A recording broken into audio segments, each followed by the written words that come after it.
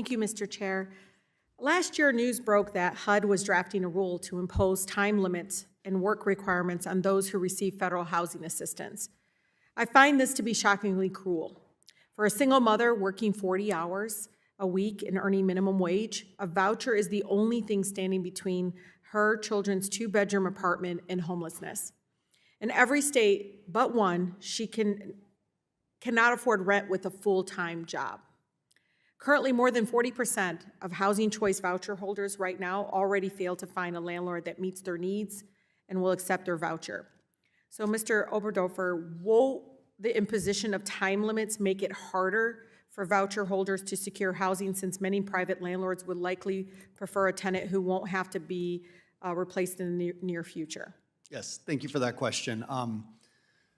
There are agencies that have implemented work requirements and time limits, but it is always very dependent upon the local economy, local conditions. And one of the biggest benefits of the Housing Choice Voucher Program is the stability that landlords have with the program, right? Do you think landlords are going to leave the program because of this? I mean, we call it time limit, but let's be honest, they're just going to let the stuff expire and then they have no way of getting paid.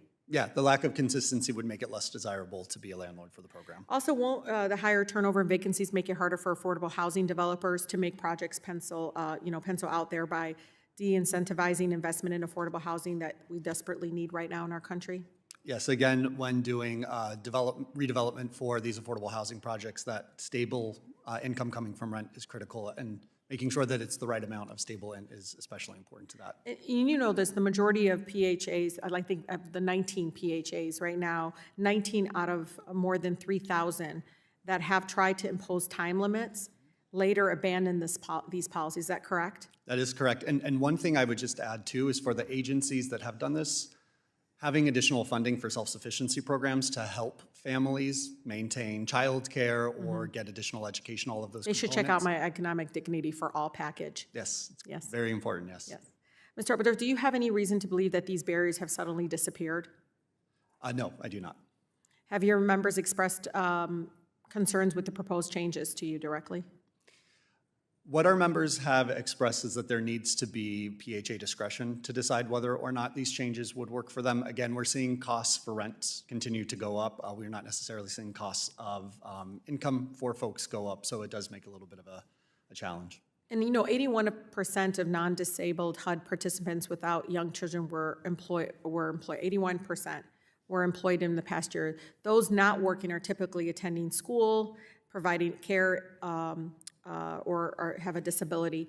Do you think, given that the vast majority of working age HUD participants are already employed, what kind of administrative burden will this impose on PHAs and owners right now? Yeah, that's a great question. There would be significant administrative burden for that, mainly, again, from the compliance piece, because you would need to check with all families to make sure whether or not they would fall under the requirements for the potential rule, if they were provided a safeguard provision, all sorts of things that would need to be checked annually when doing all of the additional eligibility verification that agencies have to do. And I think that goes back to the complexities of the regulatory compliance for these programs. Again, I think it's critical that we are ensuring residents are safe and that agencies are being responsible stewards of taxpayer dollars.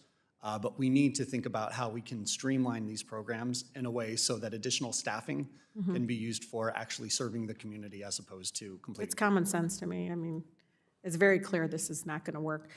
When a handful of states imposed work requirements in Medicaid programs, Eric, thousands of people were erroneously kicked off the program because of paperwork issues and red tape, despite the fact that they were actually working. Should we be worried about people accidentally losing their housing assistance despite meeting program requirements? If there is a rule that moves into the final rule position, I would say yes, there needs to be safeguards put into place to make sure that doesn't happen, and there needs to be the proper implementation timeline to ensure that those families there aren't families impacted that shouldn't be. Is this statement true, that this is not evidence-based policymaking? I would say when looking at the population that most of these programs serve, it is a small amount of individuals that would fall under these requirements. I'm frustrated for your members, just so you know. I feel like we're constantly trying this stuff over and over again, even though we've noticed we have actual evidence that shows it doesn't work. Yeah, and I know you mentioned this as well, but some of the information that's come from the moving to work agencies that have tried this, it's a really interesting read to see what it looks like when implemented on the ground. Thank you. Thank you.